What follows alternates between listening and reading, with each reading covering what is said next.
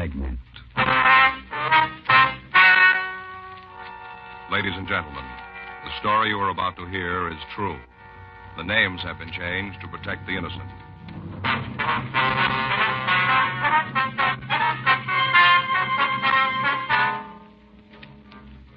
You're a detective sergeant. You're assigned the homicide detail. You've just completed an investigation on an East Los Angeles murder case. You get a hotshot call. A shooting in a liquor store on Pico Boulevard. Your job? Check it out.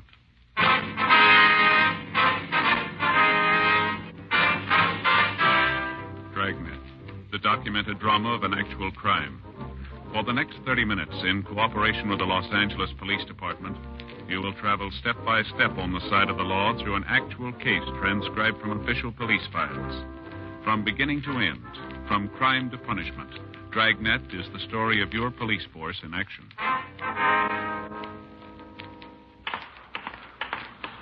It was Wednesday, February 16th. It was cool in Los Angeles. We were working the day watch out of Homicide Division. My partner's Frank Smith. The boss is Captain Lorman. My name's Friday. We were on our way back from the interrogation room, and it was 8:46 p.m. when we got to room 42. Homicide. You think he'll cop out? I don't know. Probably won't make much difference anyway. Yeah. Mel keeping the gun, that was his big mistake. Yeah. Wonder why she gave him the chance. What do you mean? Well, he'd beaten her a couple of times before, and neighbors all said so. Yeah. You'd think she'd have walked out on him. Maybe that's what she was trying to do. Well, she should have tried sooner. You got any plans for dinner? No, not especially. Why? Well, I guess I'll grab a bite with you. Faye said she's not going to want any dinner. She'll fix something for the kids and told me to eat downtown. Well, that's a switch, isn't it? Sure is. Tell you the truth, Joe, she's kind of sore at me. This is her way of getting even. Is that so? Yeah. Woman expects a man to remember everything. Let him slip up just once, it's the end of the world. Is that right? Birthdays, anniversaries, Mother's Day, Christmas, Lincoln's birth, everything. What'd you forget this time? Valentine's Day. Oh, yeah. Well, I knew there was something eating her when I got home that night. She didn't say a word until the next morning. Then she hands me a tie. Stripes like that brown and red one from last Christmas, only this one is maroon and gray. Yeah. Said she didn't want to give it to me on Valentine's Day because she knew how embarrassed I'd be. You know, on account of not having a present for her. Well, why don't you get her some flowers or some candy? You can make up for it. She told me not to, Joe. Said she didn't want anything unless I thought of it myself and on the right day. See, you don't understand women, Joe. You can't make up for a mistake. They won't let you. Hot shot, I got it. For us? Liquor store out in Pico. Yeah? Dead body.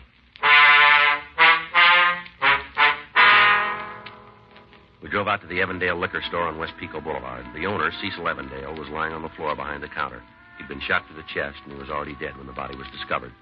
A team from robbery detail and Sergeant J. Allen and a crew from the crime lab arrived a few minutes after we did. They began their investigation, and we talked to the patrol car officers who'd found Evandale's body. We were just cruising by, and we saw the front door standing wide open. No sign of Evandale, so we thought maybe we ought to look around. Yeah. Came inside, gave the place a once-over, spotted him just like he is now. You're sure he's the man who owned the store, huh? Oh, yeah, it's Evandale, all right. He's had trouble before. How's that? A couple of boys held him up, must be about a month ago now. We answered the call. I see. They were picked up the same night. Evandale had their license number. You got a conviction? First-degree robbery. Well, it can't be them if they're in the joint. I'll check on it, Joe. Right. If it was another hold-up, they didn't get away with much. Oh? Cash register was open when we came in. Still full. $50, $75. That's my guess. Well, maybe something scared them off. The street was empty. No cars, nobody. Funny they left all that money just lying there in the drawer. That's not the only funny thing around here. Who you got, Jay? Found the casing. Take a look. Mm-hmm. It's 38, huh? Yeah. Slug went right through him, in his chest, out the back, right through, clean as a whistle. Mm-hmm. Sure got me, Buffalo. What do you mean? The slug. Yeah? Can't find a trace of it.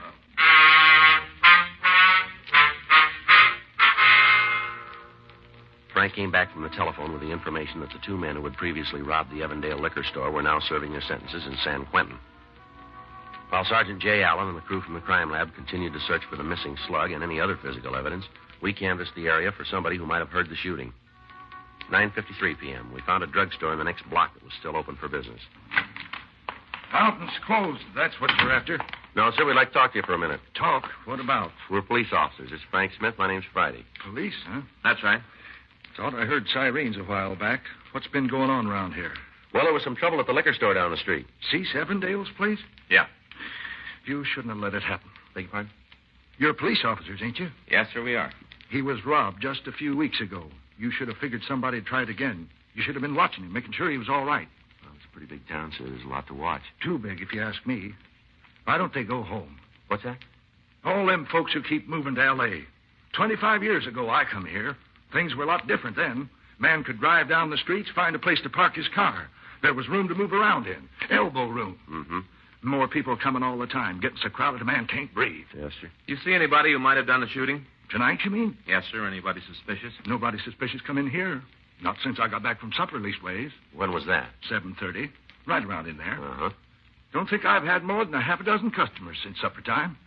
Miss Jacobs, her youngsters got the croup, sold her some cough syrup. Ought to relieve it some. Then there was a couple of boys, bought Cokes, read the magazine. Well, how old were they? 10, 12, just shavers. Uh-huh. Fella come in for a carton of cigarettes. Don't know his name, but he lives around here somewheres. Been in a half dozen times before. Don't recall anybody else. Well, how about out on the street? Hmm? Did anybody walk by or hang around who doesn't belong in the neighborhood? How the heck would I know? You can't even see the street from in here when it gets dark. Yes, sir. Black as pitch out there. Been after 'em for the last 5 years to put up a street lamp. Been begging 'em. What do? Just raise my taxes and spend the money on freeways and gadgets so's more strangers will come flooding in on us. Whole darn shooting could have took place right there on my sidewalk. I wouldn't have been able to see it. Yes, sir. Well, thanks anyway. I say, wait a minute. Come to think of it, I did spot a couple of fellas. Acted kind of funny, too, like they didn't want me to see 'em. You know what I mean? I think so. It was then when I was walking home to supper. No, it was when I was on my way back. That'd be about 7:30? Give or take a couple of minutes. Well, they were just standing there in the doorway, kind of. Turned their backs toward me as I walked past them. Could you describe them for us? I said they turned their backs. Yes, sir. Not that it made no never mind. It's so darn dark out there, I couldn't describe them if they'd been coming at me head on. Uh-huh. You got any idea how tall they were? Medium height, I guess. How were they dressed? Didn't notice, except for one of them. Yes, sir. Jacket he was wearing. Notice that. Remember thinking it was so loud you could see it in the dark.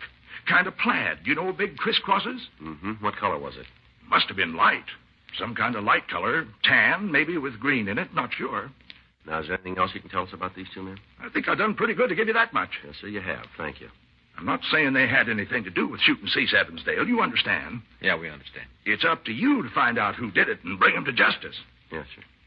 Don't know what's getting into this town. Man ain't safe in his own store. More crime all the time. More criminals. Wasn't like this 25 years ago. Maybe not. Why should there be more now? Well, you gave us the reason. Hmm? More people.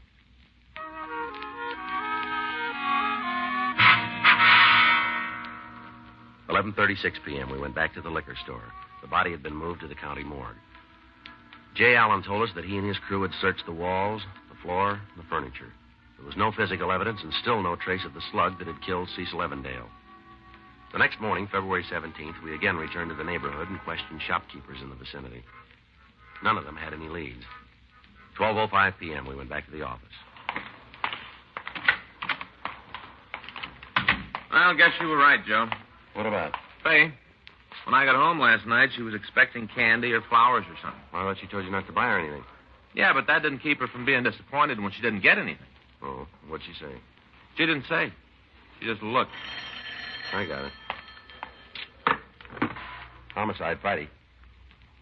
Yes, that's right. No, we're on that. When? I see. My tie-in, yeah. Give me the address. Okay, right. Thank you. Office just got a report from a clinic out on Wilshire. A man came in to see him this morning. Yeah? Had a 38 slug in his chest. We drove out to a small medical center a few blocks west of Vermont Avenue, and we went into the offices of Dr. J.Y. Springer. Good afternoon, gentlemen. Afternoon. Dr. Springer in? Do you have an appointment? The police officers. Oh. The doctor busy? Well, he does have a patient with him right now. I see. We'll wait. I'll tell him you're here. I'm sure it won't be long. Thank you. Might as well sit down. Yeah. You think we're on the right track, Joe? I don't know. That slug isn't in the liquor store, that's for sure. Jay says there isn't a mark on the walls. Yeah. Sure had to hit something. Or somebody. Yeah. You want a magazine? No, thanks. That's funny. What? It's a brand new issue. See right here? February. Mm-hmm. New magazine in the doctor's office. Mm-hmm. Oh. What's the matter? It's a medical journal. The doctor will see you now. Thank you. In here. Thank you. Dr. Springer? That's right. Police officers. This is Frank Smith. My name's Friday. How do you do? How do you do, sir? What can I do for you, gentlemen? I understand you took a bullet out of a man's chest this morning. Oh, that. Mind telling us about it? No, not a bit. The young man came into the office. Must have been around 10 o'clock. Yes, sir. He told me that he and a friend had been looking at some guns last night. One of them went off accidentally. I examined the wound. It was quite superficial. Bullet had barely penetrated the skin. Mm-hmm. I removed it, put on a bandage. That's all there was to it. I see. Very superficial. Didn't even need instruments. He could have squeezed it out himself if he'd tried. Was he a regular patient of yours, Doctor? No, I'd never seen him before. He said he was just passing through L.A. Could you describe him for us? Well, he was in his late teens or early 20s. Dark hair, stocky, weighed about 170, I judge. About how tall? 5'7", 5'8". Mm-hmm. Any distinguishing marks or scars that you recall? No, nothing like that. How was he dressed? Slacks, sports shirt, loud jacket. Loud? Yes, a plaid of some sort, green and brown. The shirt was open at the collar, no tie. Mm-hmm. Well, when you called in, you reported that his name was Clyde Beaton. That's right. You think it might be his real name, Doctor? I'm sure of it. Oh? You have to be very careful whenever you treat a bullet wound. I always ask for identification. Yes, sir. That's a good idea. The young fellow was a little embarrassed at first. He didn't have any. No driver's license? It was in his other suit. I told him he'd have to stay here until I could contact the police. What'd he do then? He fished through his pockets, found a letter he'd recently received. I took the name from the envelope, Clyde Beaton. Seemed sufficient identification under the circumstances. Did you get Beaton's address? He said he was staying at the Crown Prince Hotel on Sunset. That what the letter said? I'm afraid I don't remember. It was the name I was chiefly interested in. I understand. Did you keep the slug, Doctor? The bullet you took out of his chest? No, I'm afraid not. He wanted it for a souvenir. Well, your report said it was a .38. That's right, 38 caliber. You sure of that? I've handled guns all my life. It's a hobby. I see. Is this a serious matter, Sergeant? I'm afraid we don't know yet. The wound was very superficial. Yes, sir. I remember telling him how lucky he was if the bullet hadn't gone in deeper. Well, he could have been luckier How's that? if it hadn't hit him at all.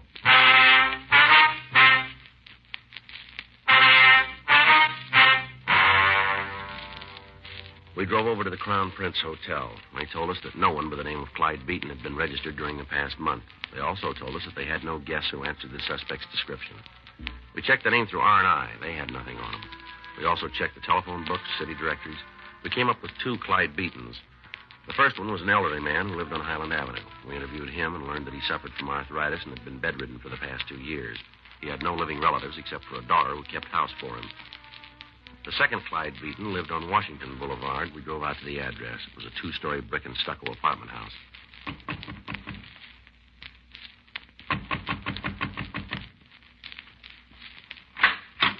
Yes? Mr. Beaton in? No, he isn't. You know where we can find him? What for? We're police officers. What?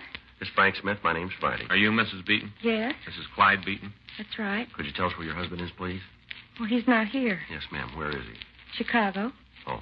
He's been there since last Friday. You sure of that? What's this all about? Police business. Do you mind if we come in for a minute? Well, no, I guess not. We can't talk very loud. The baby's asleep. Yes, ma'am. You say your husband's in Chicago. Since last Friday. Business trip? Well, in a way, he's a plastic salesman. Company's having a convention. I see. He did a bigger gross last year than any other West Coast representative, and that's why they picked him to go. Mm-hmm. It's quite an honor. He's only been with them a couple of years, practically the youngest man on the force. Yes, ma'am. He even had a dinner last night. Gave him a plaque. Last night? He called me afterwards. Long distance. From Chicago. Don't you believe me? Yes, ma'am. Does your husband have a gun, Miss Beaton? What? A pistol or a revolver? Well, Well, does he, Miss Beaton? yes, he has a gun. Do you take it with him? No, of course not. Mm-hmm. Why would he take a gun to Chicago? Would you get it for us, please? Oh, it's in the bedroom. Bureau drawer. The baby's there. We'd like to see it, Miss Beaton. All right.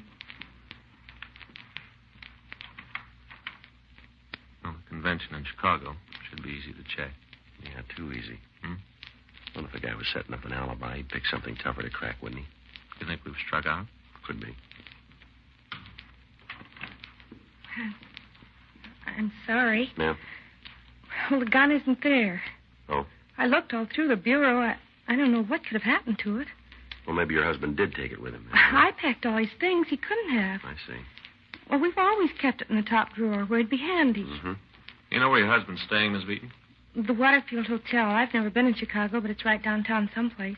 What's the name of the company he works for? Federated Plastics. Can't you tell me why you're asking all these questions?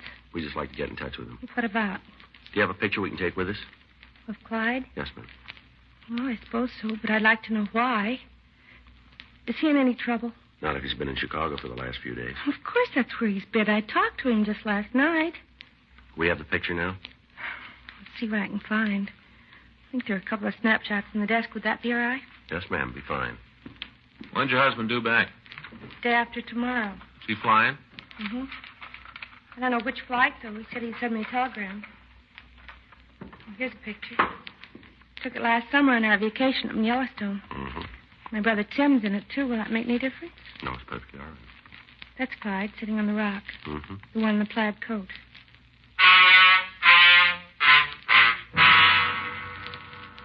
We took the picture with us, and we stopped by Dr. Springer's clinic. His nurse told us he was operating at St. Thomas Hospital. She said she'd call as soon as he was free. We went back to the office, and we sent a teletype to the Chicago PD requesting information about Clyde Beaton, supposedly registered at the Waterfield Hotel. 2 hours later, at 5:43 p.m., Chicago reported that a man answering Beaton's description and using his name was staying at the Waterfield. They also confirmed the fact that he'd attended a convention dinner the previous evening. He sure comes up looking good. Sure does. Do we check him out? Well, we better talk to him when he gets back in town, huh? Mm-hmm. Homicide, Friday. Yes, ma'am. How long will he be there? I see. Would you ask him to wait, please? Right away. Thank you. Doctor's back in his office. You still want to show him this picture? So far, it looks like we're 100% wrong. Yeah. Can't get any worse.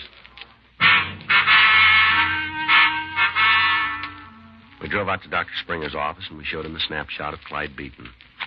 Mm-hmm. That's him. You sure, Doctor? No doubt about it. That's a young man I treated this morning. His wife says he's in Chicago. Oh, that's ridiculous. Absolutely ridiculous. He does fit your description. Even the coat. Coat? Well, yes, sir. Isn't that the one you told us he was wearing? You see there? The plaid? But he isn't wearing... Oh, I see what you mean. What? The other chap in the picture. Yes, I believe that is the same coat. Wait, I don't follow you, Doctor. This is the young man who had the bullet in his chest, the one standing up wearing the leather jacket. Mm-hmm. But when he came to see me this morning, Yes, sir. he had on this other man's coat.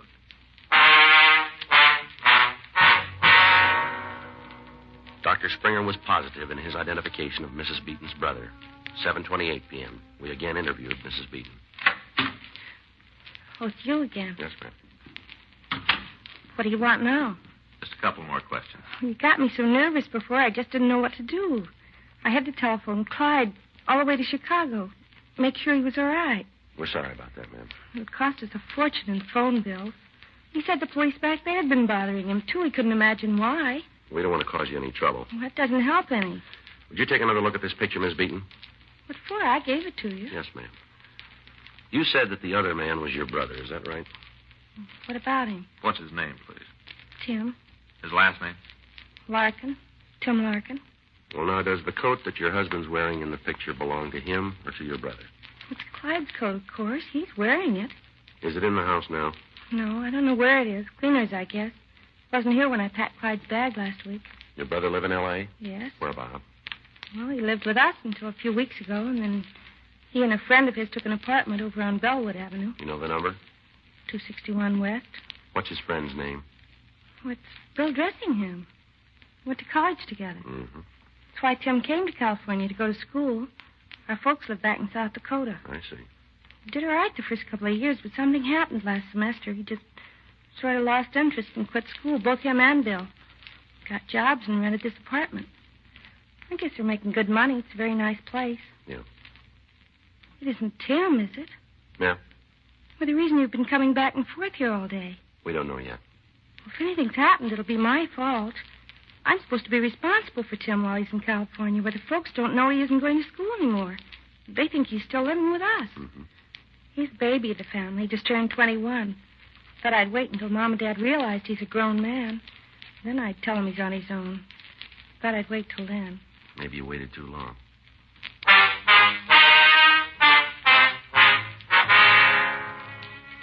"9:15 p.m. We went over to the Bellwood address Mrs. Beaton had given us. We found a card on one of the doors with the names Beaton and Dressingham on it.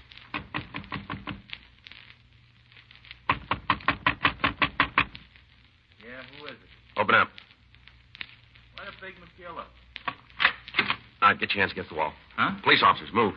Turn around. Are you okay? Come on, son. All right, he's not heavy, Joe. All right, what's your name? Tim Larkin. Unbutton your shirt. What for? Your shirt, unbutton it. Yes, sir. Where'd you get that bandage? I fell down. Come on, where'd you get it? Fell down, I said. You see a doctor? No. How do you know it isn't serious? It's getting better. You didn't see a doctor. No. Well, we've got one we'd like you to see. What are you talking about? Dr. Springer. Oh, You ever hear of him? I guess so. Well, We were just horsing around, Bill and me. Fooling with a gun. who's Bill? Fellow I live with. Go ahead. Gun went off. Bullet caught me in the chest, that's all. Where's the gun? What difference does it make? Where is it? Closet. All right, you stay put. I'll check. Where were you last night? What time? All of it. Here. All evening? Yes, sir. Found it, Joe. No. 38. Found this, too. This your coat, Larkin? No. Whose is it? Brother-in-law's. Who's the gun belong to? Him? Did he give it to you? Borrowed it. Borrow the coat, too, did you? Yeah. Where were you last night? I said before, right here. Been over on Pico lately? No. You sure of that? I'm sure. This coat was. I don't know what you mean. All right, come on, son. You might as well tell us. Tell you what. We got a shell casing Yeah? from a 38. We found it in the liquor store last night. So? The owner was killed. Lots of 38s around. Be real easy to check your gun against the casing we found. Well? Come on, Larkin. Guess you'll find out anyway. All right, tell us. I was there. Evandale Liquor Store. Yeah, me and Bill. We was going to hold up the joint, that's all. Just hold him up. Go ahead. Bill had the gun. I didn't have nothing to do with that part. He was holding the gun on the old geezer, and I went around behind to get at the cash register. Mm-hmm. Something happened. I don't know what. Maybe Bill was squeezing too hard on the trigger. Maybe he got scared. I don't know. Yeah. Gun went off. Old guy fell down. Same time I knew, I felt a little pain here in my chest. Bullet must have gone through him and hit me. Yeah. Bill got all panicky. Turned around and started running. I stuck right on his heels. Where's Bill now? Bar down the street. Went out for a beer. Is he carrying a gun? No, sir. This is the only one we got. All right. Let's go. Oh, you understand that I didn't have nothing to do with the shooting. You understand that, don't you? It was Bill that pulled the trigger. I didn't have nothing to do with it. I wasn't even involved. Yeah, well, we don't see it that way. Huh? You ended up with a slug.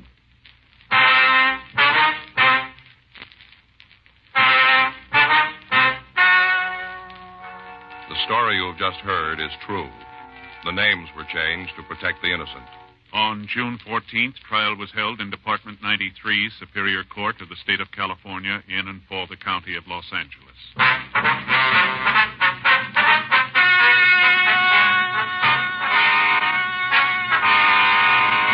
William Seaton Dressingham and Timothy Wilkes Larkin were tried and convicted of murder in the first degree. The jury returned a recommendation of leniency, and the suspects are now serving life terms at the state penitentiary, San Quentin, California. Dragnet, the story of your police force in action, is a presentation of the United States Armed Forces Radio Service.